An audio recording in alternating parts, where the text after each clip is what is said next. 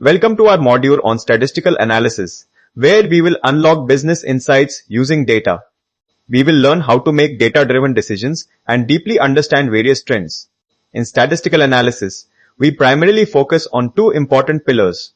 These help us summarize data or make predictions about larger populations. First, let us consider descriptive statistics, which summarizes characteristics of data. This branch focuses on summarizing data features to provide clear insights. It uses measures like averages and spreads to describe the data. Descriptive statistics specifically focuses on understanding a particular dataset at hand. For example, calculating the average sales for a product is descriptive statistics. Next, we have inferential statistics, which allows us to make predictions. This method helps us make predictions and draw inferences about larger groups. Inferential statistics generalizes findings from a sample to an entire population. An example is forecasting future sales based on current market data. Now, let us explore some key techniques used in descriptive statistics. These measures are essential for summarizing datasets effectively and clearly. Centered tendency measures help us identify the center of our data. The mean, median, and mode are used to locate the central value of a dataset. Next, measures of dispersion tell us about the spread of our data. Range, variance, and standard deviation show how widely data points are spread out. Frequency distribution helps us understand how often values occur in data. Tables or graphs display how frequently different values or ranges appear. Percentiles and quartiles are useful for dividing data into specific parts. These methods divide a dataset into 100 or 4 equal parts, respectively. Let us now delve into the key concepts of inferential statistics. These tools help us gain population-level insights and support decision-making. Sampling involves selecting subsets of a population for estimation purposes.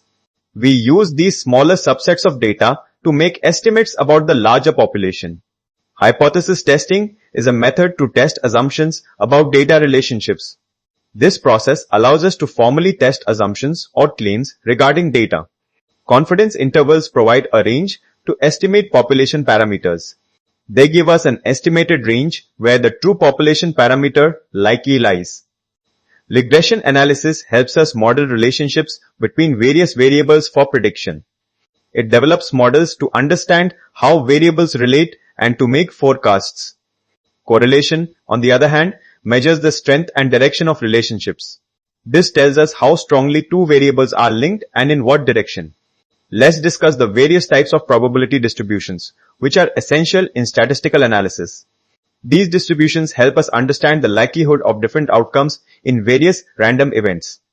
We begin with the binomial distribution, a key concept for understanding discrete probability. This distribution helps us model the number of successful outcomes in a set number of fixed trials. Each of these independent trials must have only two possible results, either a success or a failure. Its formula, P of x equals x, is given by n choose x multiplied by p raised to x times 1 minus p raised to n minus x. Next, let's explore the Poisson distribution, which is useful for different types of events. This distribution models the number of events occurring within a specific fixed interval of time or space. These events must happen independently of each other and at a consistent, constant average rate. The formula for this is P of x equals x, which is e raised to minus lambda times lambda raised to x divided by x factorial. We now turn to the normal distribution, often called the bell curve, a very common type. It is characterized by its symmetric bell-shaped curve and is typically used for continuous data. A key property is that its mean, median, and mode values are all exactly equal.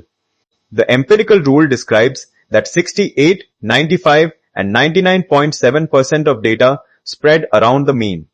Finally, let's consider the exponential distribution, which is related to the Poisson process. This distribution specifically models the amount of time that passes between events in a Poisson process. Just like with the Poisson distribution, these events are assumed to occur at a constant average rate. Its formula, P of x equals x, is given by lambda times e raised to the power of negative lambda x. Let us walk through the systematic steps involved in hypothesis testing. The first step is to clearly state both your null and alternative hypotheses. Next, you need to choose an appropriate significance level for your test.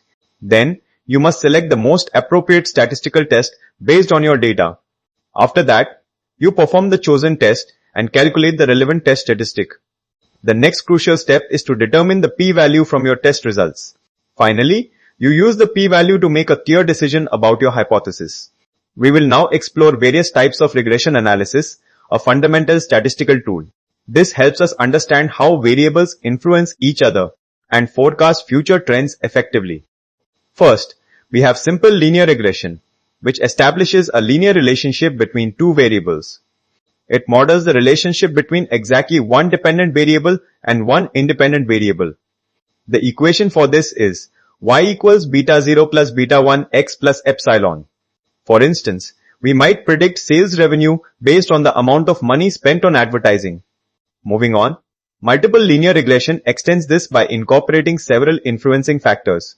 This method employs two or more independent variables to predict the value of a dependent variable.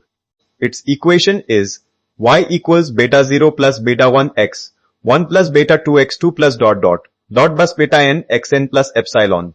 An example is predicting sales based on advertising spend, number of salespeople, and market conditions. Next, polynomial regression is used when the relationship between variables is not linear. It is designed to model non-linear curved relationships found in more complex data sets. The equation is y equals beta 0 plus beta 1, x plus beta 2x squared plus dot plus epsilon. A good example is modeling the relationship between price and demand in economic studies. Lastly, logistic regression is specifically applied when predicting categorical outcomes. This type of regression is ideal for predicting outcomes that are binary, like yes or no. The formula is P of y equals 1, which is 1 divided by 1 plus e raised to the power of negative beta 0 plus beta 1x. An example could be predicting the likelihood of a customer making a purchase based on their profile. Let us understand the step-by-step process of how A/B testing works. This method compares versions to find the best performer and drive improvements. The first step is hypothesis formation, where you state your proposed change. You hypothesize what specific change will improve a key performance metric. Next, random assignment divides your audience into different testing groups. You randomly divide your audience into control and treatment groups. Then, test implementation involves presenting different versions to these groups. You present different versions of the variable being tested to each group. Following this, data collection tracks relevant performance metrics. You diligently track all relevant performance metrics for both of your groups. The analysis phase determines if observed differences are statistically significant. This step checks if the differences you see are statistically meaningful, not random. Finally, decision-making involves adopting the better performing version.